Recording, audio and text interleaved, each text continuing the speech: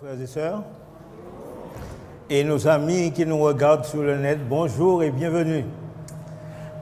Dieu est bon. Je n'ai pas compris. Dieu est bon. Amen. Ce matin, quand j'arrive ici, j'ai dit aux frères, laisse les chantes choisir le chantème. Non, c'est puissant. Ce n'est pas possible. Le chantème colle directement avec là où nous voulons aller. Amen. Je n'entends pas, mes frères. Dieu fait des miracles. Amen.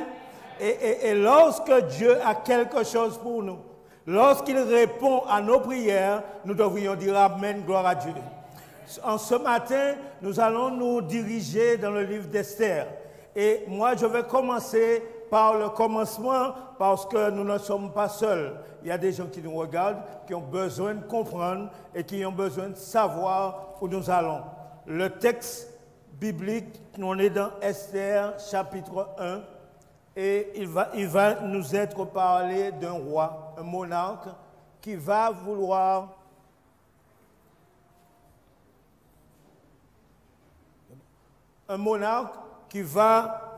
montrer sa grandeur et sa splendeur et il va vouloir faire une fête. Et ce monarque-là, lorsqu'il va faire sa fête, il va amener tous les habitants du pays à fêter avec lui. Excusez-moi, donnez-moi 5 secondes.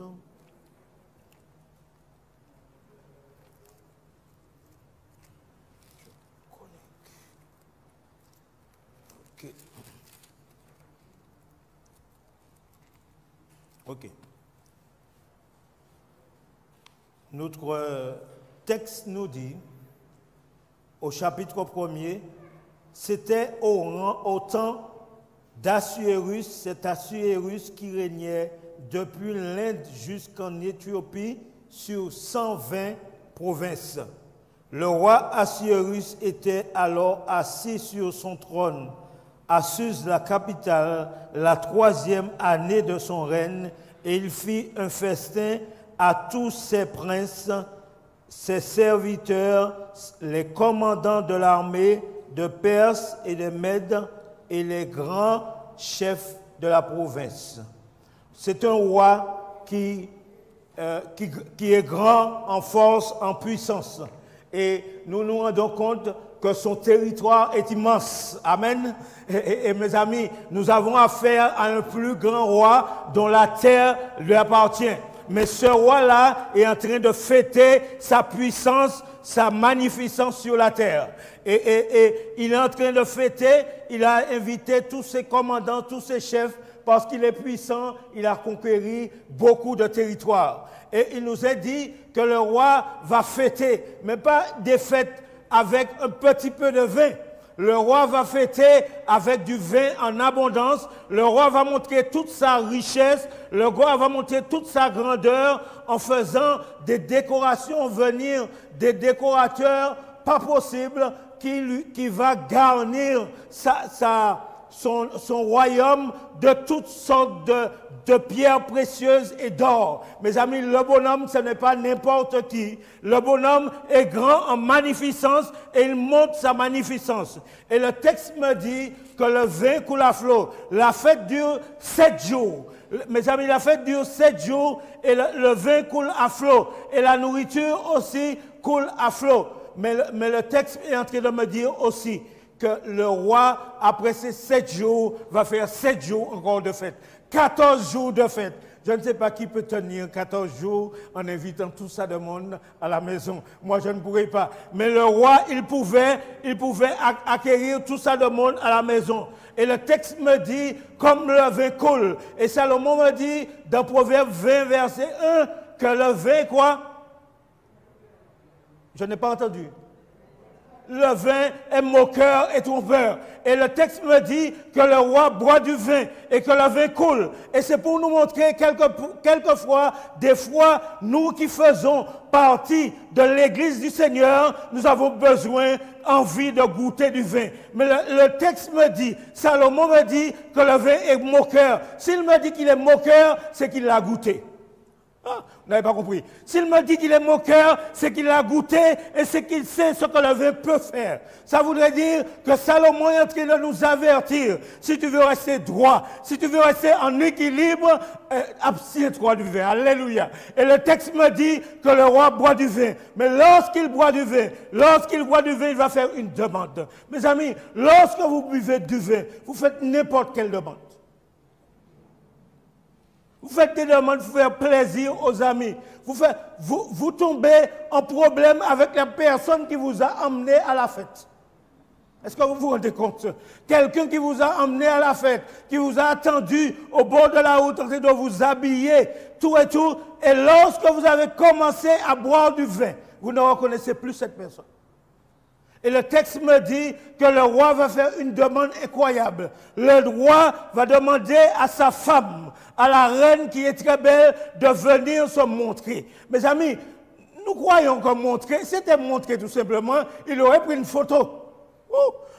Il aurait pris une photo et il aurait montré au peuple sa femme. Le roi voulait que sa femme fasse un défilé devant les grands pour qu'ils puissent voir ses formes, pour qu'ils puissent voir comment elle est faite. Et la femme qui est dans une fête, mais on aurait dit qu'elle n'a pas bu beaucoup de vin. Elle est dans une fête, elle refuse. Laissez-moi vous dire quelque chose. Il est bon de garder sa cervelle en axe. Oh, il est bon de savoir ce que l'on fait, parce que la femme sait ce qu'elle fait. Bien que le roi ne sait pas ce qu'il fait, mais la femme sait ce qu'elle fait. Elle dit, elle refuse. Le roi envoie une multitude d'eunuques. Laissez-moi vous dire quelque chose. Ça voudrait dire que le roi voulait montrer son autorité sur cette femme. Ça voulait dire que cette femme est considérée comme une chose aux yeux du roi. Mais l'Éternel est tout-puissant. Cette femme est une femme intègre. Cette femme est une femme qui ne se laisse pas aller au caprice du roi et elle refuse. Et le texte me dit que lorsque la femme refuse, problème diplomatique dans le pays. Ça voudrait dire que tous les ministres sont réunis parce que le roi a été rabaissé parce qu'il n'a pas été écouté. Mais écoutez, lorsque le roi, la chose soit présentée, je n'ai jamais vu ça. un président marié, on passe sa femme au Conseil des ministres. Moi, je crois que lorsqu'on est marié, c'est une question de mari et de femme. Mais nous nous rendons compte là que le président a un problème avec sa femme, mais c'est les ministres qui doivent trouver une solution. Mes amis, c'est pour nous montrer quelque chose. Le roi ne prenait pas sa femme pour une épouse convenable, mais il la prenait pour son sujet. Mais le texte me dit que la femme se respectait. Elle a dit non, que je ne peux pas aller me montrer à tous ces hommes pour qu'ils puissent voir mes rondeurs. Bien que maintenant, on n'a même pas besoin d'être appelé devant le roi pour voir ses rondeurs, parce que les vêtements de maintenant donne déjà le spectacle. Mais le texte me dit que la femme avait un habillement respectueux. Et l'histoire que les gens voient ses rondeurs, ce n'était pas de ses affaires. Le texte me dit, la Bible me dit que la femme était belle. Laissez-moi vous dire, mes amis, lorsque la Bible dit qu'une femme était belle, ce n'est pas obligatoirement qu'elle était ornée, mais qu'elle était belle de l'intérieur. Amen. Laissez-moi vous dire, des fois, on aime entendre qu'on est belle. Laissez-moi vous dire, même si votre visage a un petit défaut, même si votre nez a un petit défaut, mais vous êtes quelqu'un qui a été construit par le Créateur. Et mes amis, vous devez dire gloire à Dieu pour ce que je suis. Alléluia. Laissez-moi vous dire, cette femme qui n'est pas une chrétienne se considère comme quelqu'un d'important et refuse de se palabrer devant le roi et devant ses princes. Qu'en est-il de nous qui sommes appelés princes et princesses du Seigneur? Est-ce que nous nous pavanons n'importe comment? Est-ce que nous disons comment c'est amené? Mais cette femme qui n'est pas chrétienne me montre qu'elle a du respect pour le corps que le Seigneur lui a donné. Alléluia. Ça voudrait dire, cette femme est en train de faire l'éducation des femmes adventistes. Oh, vous n'avez pas compris. Ça voudrait dire que cette femme est en train de nous dire la manière dont vous vous habillez a une importance aux yeux du Seigneur. Amen. Cette femme est en train de nous dire que la manière dont vous vous comportez va faire que les gens vous respectent ou pas. Et mes amis, écoutez, et là maintenant, cette femme ne pense pas à son règne. Elle ne pense pas à sa royauté. Elle se dit que je suis une femme. Je suis quelqu'un d'important. Je ne peux pas faire n'importe quoi avec mon corps. Alléluia. Mes amis, c'est pour nous montrer qu'en tant que filles et princes du Seigneur, nous devons nous comporter de la manière digne d'être appelés fils et filles du roi des rois. Amen. Le texte me dit que lorsque la fille va dire non, le roi va se fâcher. Nous avons beaucoup de personnes, quand le garçon te promet le mariage, et avant le mariage, excusez-moi de vous demander pardon, il veut goûter aux fruits. Et quand vous dites non, il disparaît. Laissez-le disparaître. Le Seigneur a quelqu'un de meilleur pour vous. Laissez-moi vous dire quelque chose. Gardez votre corps comme le Seigneur le voudrait. Et lorsque le temps va arriver, lorsque la plante sera bonne, le Seigneur mettra quelqu'un là pour vous. Laissez-moi vous dire, trop de personnes se laissent aller par des paroles mielleuses. Tu es belle, oui, mais je suis belle, mais laisse-moi fraîche. Alléluia. Et lorsque tu auras décidé de me dire, chérie, je veux t'épouser, on va faire le reste. Mais mes amis, et après, nos femmes sont dérespectées. Nos filles sont dérespectées. Pourquoi? Parce qu'elles ne savent pas se tenir. Et nos hommes ne sont pas bons aussi parce qu'ils mentent trop. Excusez-moi, ils mentent trop. Ils promettent la lune alors qu'ils ne savent même pas cueillir un orange dans un pied. Il nous faut arrêter. Mes amis, il faut être vrai. Lorsque vous voyez quelqu'un, si vous ne pouvez rien faire pour elle, ne faites pas de promesses. Ah, écoutez, ne faites pas de promesses. Parce que laissez-moi vous dire, la promesse que vous avez faite, vous allez partir puisque vous avez menti.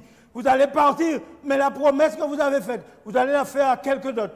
Et la pub sera faite. Si pour l'homme, tu n'as pas gardé les pièces. Ouais, il a fait en manière, mais il n'a pas mon pièce.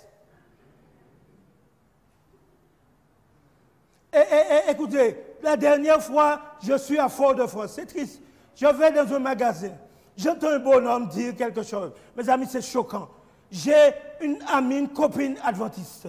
Elle se dit adventiste, mais je fais ce que je veux avec elle. Écoutez la promotion. Écoutez la promotion qui est faite de quelqu'un qui se dit enfant du Seigneur et qui a donné sa vie à quelqu'un qui n'aime pas l'Éternel. Et la personne te dépouille. Elle te dépouille. Elle enlève tout ce que tu as de bon en toi. Et ton nom est dans la rue. Il nous faut comprendre quelque chose. Dieu se réserve un peuple à part. Et laissez-moi vous dire, lorsque ce peuple est à part, ce peuple a des instructions strictes. C'est strict parce qu'on sert un Dieu strict. Amen. Laissez-moi vous dire, bien souvent, nous disons que notre Dieu n'est pas strict. Mais laissez-moi vous dire aujourd'hui, notre Dieu, c'est un Dieu strict. Ce qu'il dit, il ne renie pas ce qu'il dit. Il dit, mon enfant, donne-moi ton cœur. Et lorsque je donne à Dieu mon cœur, il me permettra de marcher dans les voies que je dois suivre. Alléluia. Et le texte me dit que maintenant, le problème est arrivé au gouvernement. Et même si le problème est arrivé au gouvernement, mais Vasti, on n'entend plus parler d'elle. Mais on n'entend pas, le texte ne dit pas que Vasti est en train de pleurer parce qu'elle a perdu sa notoriété. Bien souvent, lorsqu'on sort avec un beau garçon ou avec une belle fille, on ne veut pas qu'elle nous quitte. Ce n'est pas question d'amour, non, c'est parce qu'elle est belle.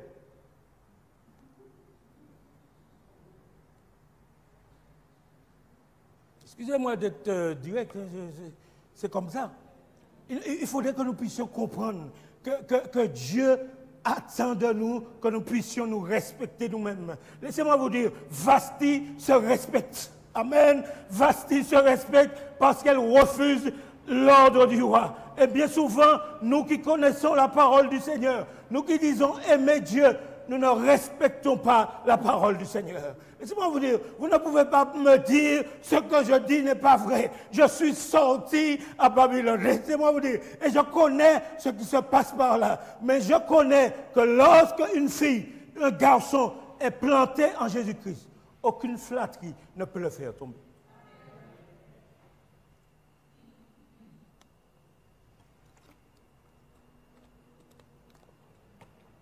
Le texte me dit que la chose arrive au gouvernement et le gouvernement va trancher. Parce qu'il faut trancher pour l'honneur du roi. Mais on ne nous dit pas que Vasti essaie de chercher son honneur. Vasti laisse courir. Et le texte me dit que le roi, comme Vasti c'est son sujet, Vasti, il va trouver un conseiller qui va lui donner cet ordre. Et l'ordre est formidable. Et laissez-moi vous dire, j'ai bien souvent l'impression que des fois, nous avons lu cet ordre. Le roi dit, le décret dit, pour que tout homme soit respecté en tant qu'homme.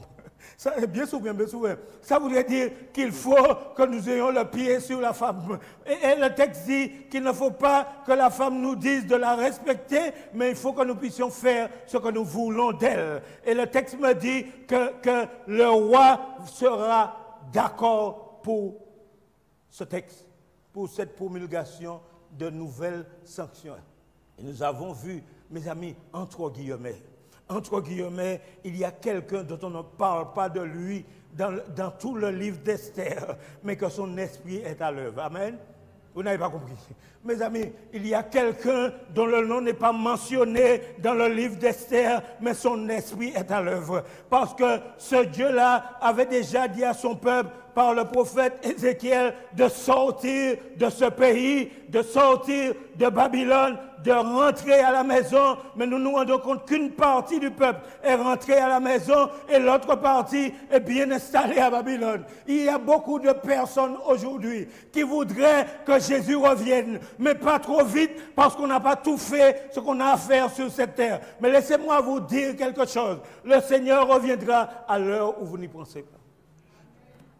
Les gens sont assis à Babylone. Le peuple de Dieu est assis à Babylone. Mais Dieu est Dieu. On ne peut rien apprendre à Dieu. Et lorsque vous lisez le texte, vous voyez que Dieu devance l'ennemi. Dieu devance l'ennemi, mais Dieu avertit son peuple de sortir. Mais le peuple dit, je suis trop à l'aise. Ou bien, je n'ai pas encore fait, comme mon fils me dit, papa, je n'ai pas encore fait toutes mes erreurs. Peut-être que j'ai dit ça dans ma tête avant. Mais il me dit qu'il n'a pas encore fait toutes ses erreurs. Ça voudrait dire quoi? Ça voudrait dire que je peux vivre ma vie comme je veux toujours. Et Dieu va attendre. Mais laissez-moi vous dire, il y a quelque chose qui n'attend pas, la mort n'attend pas. On voit quelqu'un aujourd'hui, on lui dit bonjour mon frère, bonjour ma soeur, comment vas-tu? Il répond ça va très bien. Demain matin, on entend aux avis de décès, frère un tel est mort. On est choqué. Mais la mort, c'est un ennemi qui n'a pas été invité et elle arrive à n'importe quel moment. Alors si vous pensez pouvoir bifurquer avec la mort, donnez-moi la recette.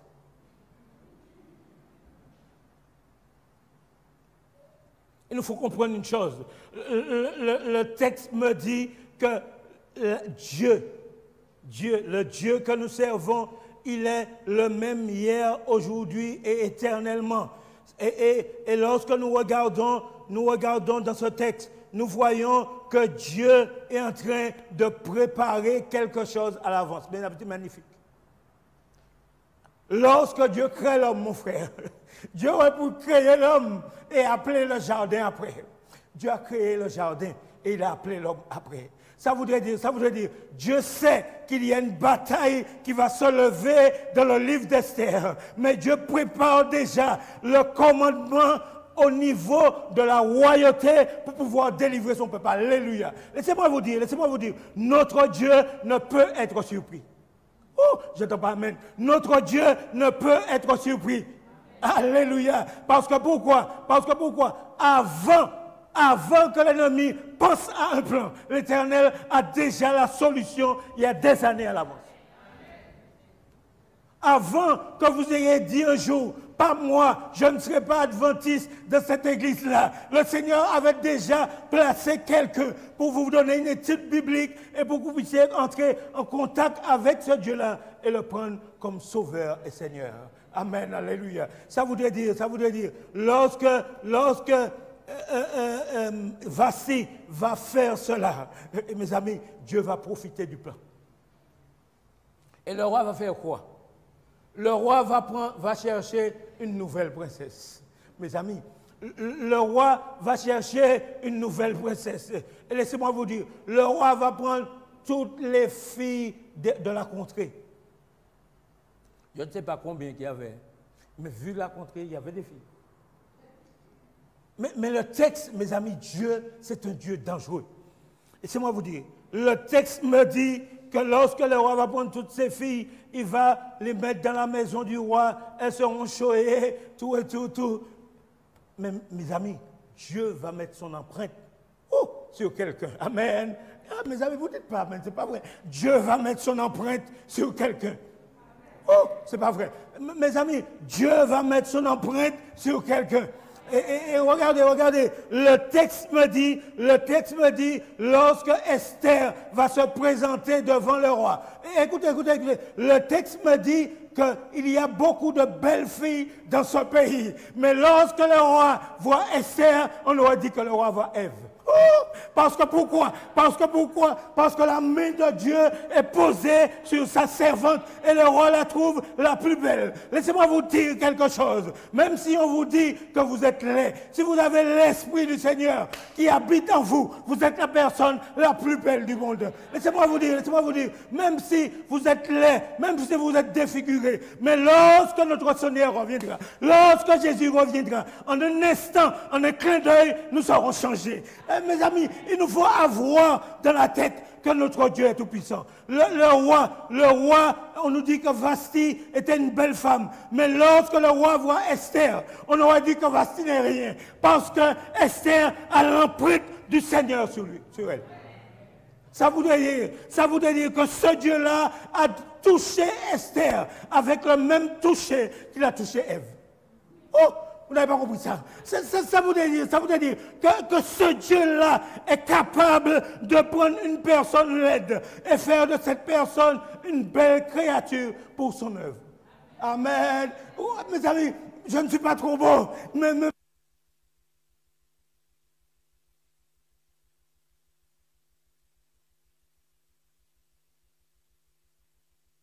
Esther va arriver devant le roi. Oh non, il y a plein de filles qui sont passées. Il y a plein de filles qui sont passées. Mais aucune n'a été retenue. Mes amis, et Dieu va faire passer Esther. Et laissez-moi vous dire une chose. Je suis convaincu que Mardochée a donné à Esther les enseignements qu'il fallait. Je suis convaincu qu'Esther n'avait pas tous les maquillages des Mèdes et des Perses. Alléluia. Oh, vous n'avez pas compris. Je suis convaincu qu'Esther n'avait pas tout le maquillage des Mèdes et des Perses. Je suis convaincu qu'Esther n'avait pas toutes les piercings des Mèdes et des Perses. Mais je suis convaincu qu'Esther avait été touchée du doigt de Dieu. Ah, vous n'avez pas compris. Mes amis, c'est pour vous montrer la différence. Lorsque Dieu vous touche, il ne laisse pas de marque. Lorsque l'ennemi vous touche, il faut percer les oreilles, il faut percer le nez, et ça peut avoir des infections. Mais lorsque votre Dieu vous touche, mes amis, vous êtes transformés à la même image de gloire en gloire, comme par le Seigneur l'Esprit. Dieu désire nous transformer et Dieu désire nous changer. Arrêtons de prendre ce que l'ennemi veut nous donner pour que nous soyons beaux ou belles. Prenons ce que le Créateur nous a donné. Et lorsque le Créateur te touche, même si à tes yeux, bien souvent, nous ne nous aimons pas nous-mêmes, même si à tes yeux, tu parais être laide, le Seigneur permet que la personne promise te trouve tellement belle, mes amis, qu'il peut faire n'importe quoi pour t'avoir. Alléluia. Dieu désire que nous puissions être des hommes et des femmes qui croyons que nous avons été créés à son image et à sa ressemblance, et mes amis, et comme nous sommes des créatures merveilleuses. Le texte me dit que le roi va choisir Esther. Nous pouvons dire Amen, gloire à Dieu. Parce que pourquoi? Dieu a besoin de cette femme. Et le texte va continuer en me disant que lorsque le roi va choisir Esther, il va la placer entre les mains des gens de ce royaume. Mes amis, ça c'est formidable. On aurait dit que l'attitude d'Esther donne aux gens une manière d'agir envers elle. Vous n'avez pas compris? L'attitude d'Esther, c'est comme Daniel. L'attitude de l'enfant de Dieu doit permettre à ceux qui sont, même les grands qui sont à côté de nous considérer comme des gens, des fils et des filles du roi et des gens qui ont un niveau supérieur parce que Dieu est avec nous. Trop d'adventistes marchent la tête baissée. Il faut arrêter ça. Trop d'adventistes ont honte. Il faut arrêter ça. Trop d'adventistes donnent de mauvais témoignages. Il faut arrêter ça. Pourquoi? Parce que nous avons décidé d'être les fils et les filles du roi des rois. Et le roi des rois a un témoignage qui le suit. Amen. Laissez-moi vous dire, lorsque vous prétendez être un fils ou une fille du roi des rois et que votre témoignage, ce n'est pas le témoignage du roi des rois, vous êtes menteur. Le texte me dit que cette fille, Esther, elle avait un témoignage formidable. Quel est notre témoignage aujourd'hui dans ce monde où nous nous trouvons? Vivons-nous comme tout le monde? Faisons-nous comme tout le monde? Et disons que nous avons encore le temps. Et nous essayons toutes sortes de choses que le monde nous offre parce que nous disons que nous avons le temps. Et lorsque nous vivons comme nous voulons, nous faisons ce que nous voulons. Lorsque nous avons un problème, à ce moment, nous appelons le pasteur pour qu'il puisse jeûner et prier avec nous. Laissez-moi vous dire quelque chose. Arrêtez de jouer avec Dieu. On ne peut pas jouer avec Dieu. On ne peut pas. Dieu, j'ai essayé de doubler Dieu plusieurs fois. Vous n'avez pas fait ça dans votre vie. Vous êtes des frères et sœurs bien. Mais moi, j'ai essayé. Toutes les manières dont j'ai essayé, je ne suis pas arrivé.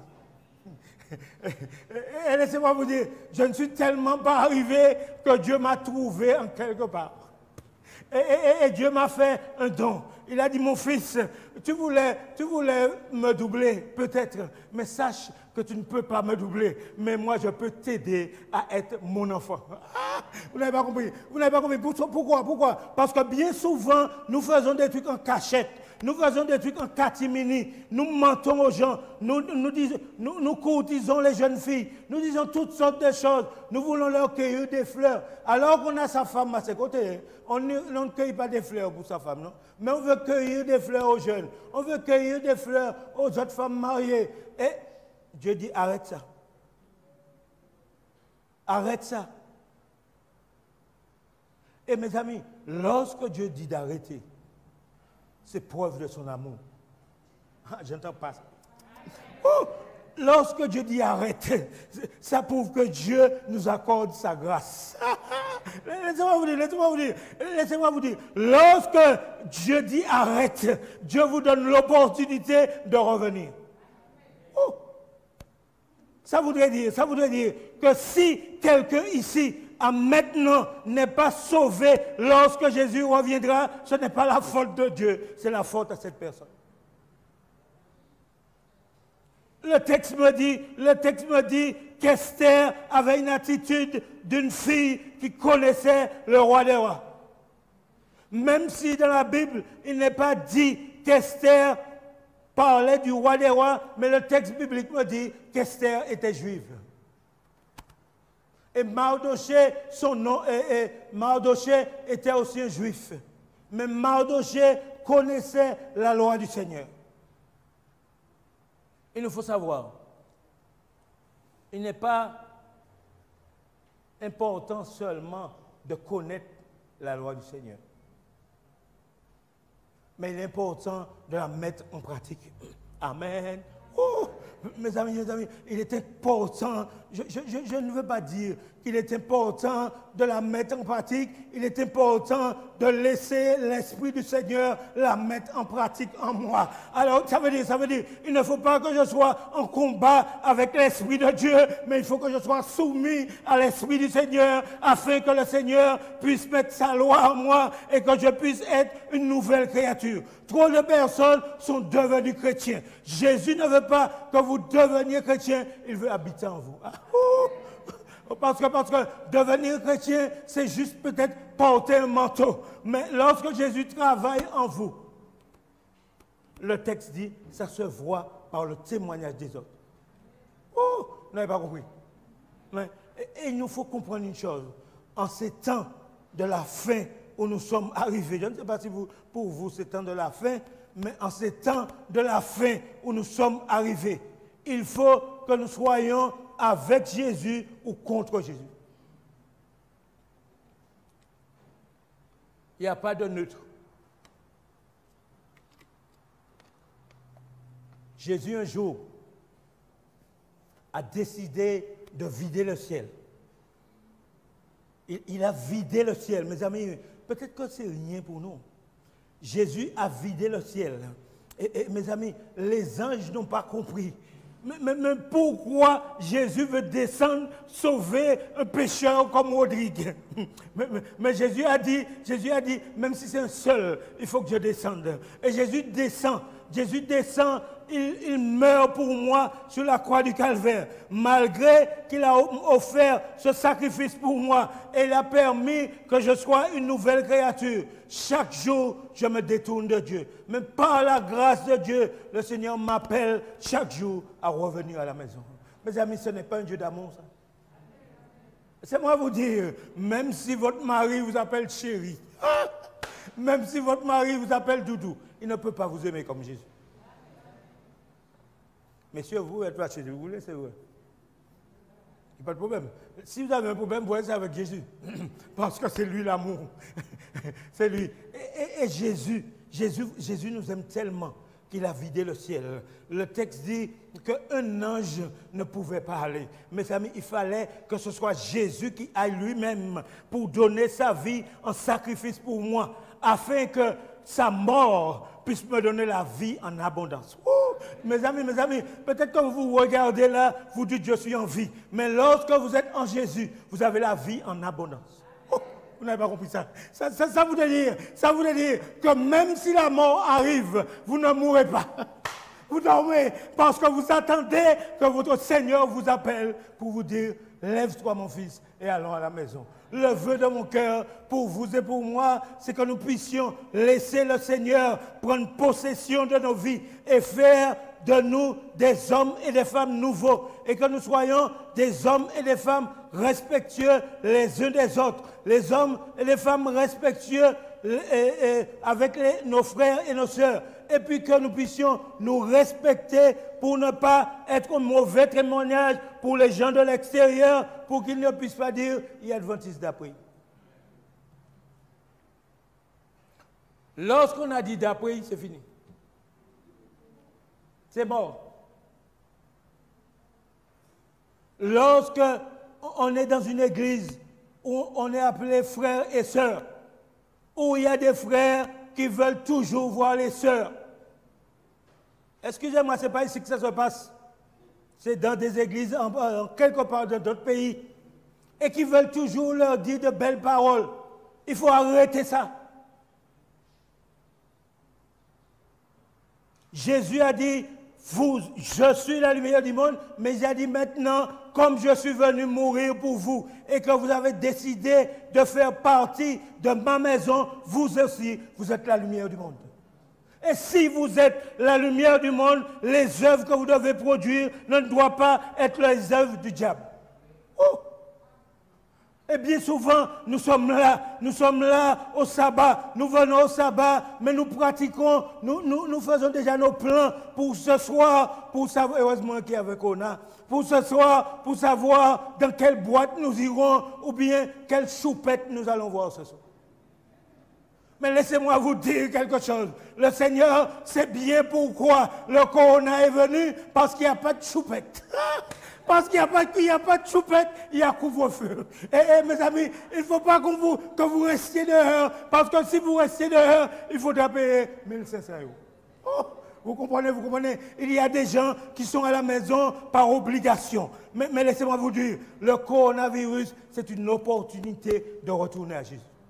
Oh, vous n'avez pas compris. Ça voudrait dire que les choses que je faisais, les choses qui m'étaient faciles de faire, les choses que j'aimais faire, le Seigneur m'a dit, ne les fais plus. Parce que pourquoi? Je veux mettre quelque chose dans ta vie, et afin que ta vie sera transformée et que tu deviennes fils et fille du roi. Le vœu de mon cœur pour vous, c'est que vous et moi, nous puissions laisser l'Esprit du Seigneur agir en nous et nous transformer à son image, afin que nous soyons des Esther qui témoignent pour Jésus. Amen, et que Dieu vous bénisse.